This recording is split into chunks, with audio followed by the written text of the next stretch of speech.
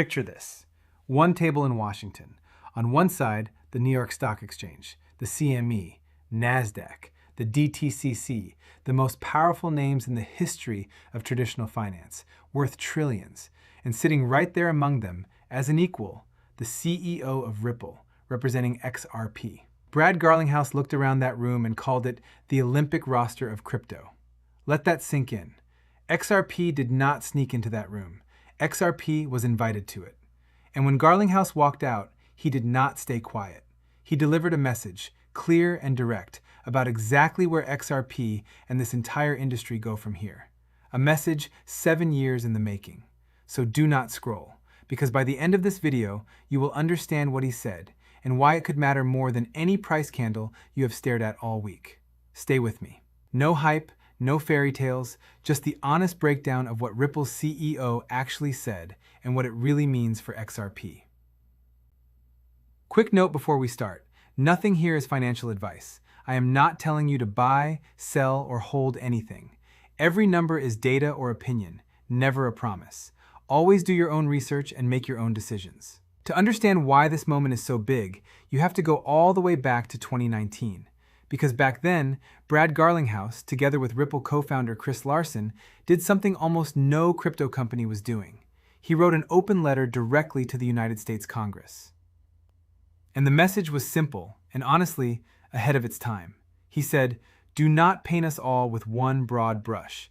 In other words, do not treat every single digital asset as if it is the same thing, and do not treat responsible companies like the bad actors. He argued that digital currencies could complement the US dollar, not replace it. And he warned, clearly, that without smart regulation, the United States would push all of that innovation, all of those jobs, and all of that tax revenue overseas to other countries. Now read that again and remember, this was 2019, years before most people were even paying attention. Ripple was already standing in front of Congress saying, "Give us clear rules or the world will move on without America." And here's the thing that should stop you in your tracks. Almost nothing happened.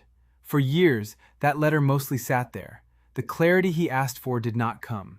Instead, what came next for Ripple was a war. So let me tell you what that war actually cost, because the number is staggering.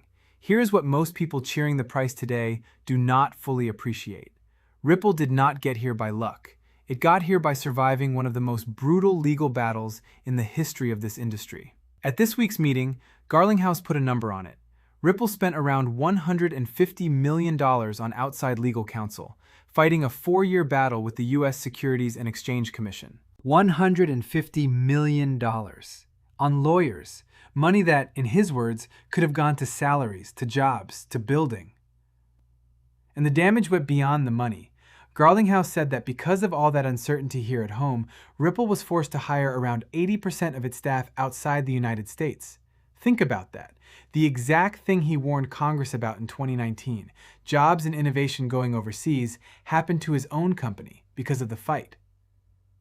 But here's the payoff, the part XRP holders will never forget. After all of it, a federal judge wrote the words that changed everything, that XRP, in and of itself, is not a security. That ruling is the bedrock the entire XRP story now stands on. Now let me stay honest with you, because that is what we do here. That case is fully over now.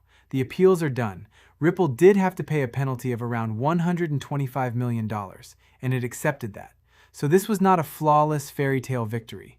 It was a bruising, expensive, 4-year grind. But at the end of it, XRP came out the other side with something priceless, legal ground to stand on.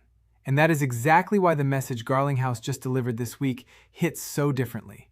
So let me show you what he said. This week, Garlinghouse took a seat on the brand new CFTC Innovation Advisory Committee. And like I said, he did not describe it as a crypto club. He described it as the Olympic roster of crypto, because sitting at that table were the absolute giants of traditional finance. Nasdaq, the CME Group, CBOE, the Options Clearing Corporation, the New York Stock Exchange, the DTCC. And here's the message he walked away with. He said everyone in that room, the crypto side and the Wall Street side, was in complete agreement on one thing. In his words, rules written for a different era are not good enough. Not for consumers, not for business, not for innovation. Then he tied it all the way back to that letter. He said, "I made this exact case in an open letter to Congress back in 2019. 7 years later, we still need clear rules. But," he added, "we have never been closer than we are right now." Sit with that for a second. 7 years ago, Ripple was on the outside, writing letters that got ignored. Today, the CEO of Ripple is on the inside, sitting shoulder to shoulder with the New York Stock Exchange, advising the government on how to write the rules. That is not a small step. That is XRP moving from the courtroom to the war to a seat at the table. So let me ask you directly, do you think Congress finally delivers the clarity Garlinghouse has been fighting for since 2019? Just answer yes or no in the comments. One word. I read every single one. And that raises a bigger question. Why is Ripple the one sitting at that table and not so many others? The answer tells you a lot about XRP. Here's what really sets Ripple apart, and it is the same theme running through this entire story. From day one, Ripple chose to work with the rules, not run from them. Garlinghouse has said it plainly. The idea that crypto was anti-regulation is, in his words, one of the great mistruths. Ripple actively sought out regulation. It built a compliance-first company. It collected more than 75 regulatory licenses around the world, the hard way. And it kept engaging with regulators, publicly and transparently, even while it was being sued by one of them. Think about the contrast. Some companies in this space tried to move fast and dodge the rules, and many of them are gone now. Ripple did the slow, expensive, unglamorous work of playing by the book. And that is exactly why, when the door to the room finally opened, Ripple was the one standing there, ready to walk through it. And here is the bigger picture Ripple keeps hammering, because it matters. Ripple's legal chief, Stuart Alderoty, laid out the case that crypto is not some tiny side casino. It is a real economy. 67 million Americans now own or use crypto. There are hundreds of thousands of crypto-related jobs, tens of billions of dollars in economic activity. And here is a stat that breaks the stereotype completely. More crypto holders in this country work in manufacturing and construction than work in finance and tech. 1 in 4 Americans now hold digital assets. This is not fringe, this is Main Street. So when Garlinghouse sits at that table, he is not just representing a token, he is representing an economy and an argument he has been making, patiently, for 7 straight years. But as always, I owe you the honest road ahead, including the catch. So let me finish there. Let me keep it completely real with you, because that is the whole point of this channel. First, the big catch. That CFTC committee Garlinghouse joined is powerful and symbolic, but it is an advisory committee. It cannot pass laws. It cannot single-handedly write binding regulation. It advises. And even the rules the agencies themselves write can be weakened or undone by a future administration. That is precisely why the long-term prize is still the Clarity Act, an actual law from Congress. Because a law is far harder to rip up than an agency rule.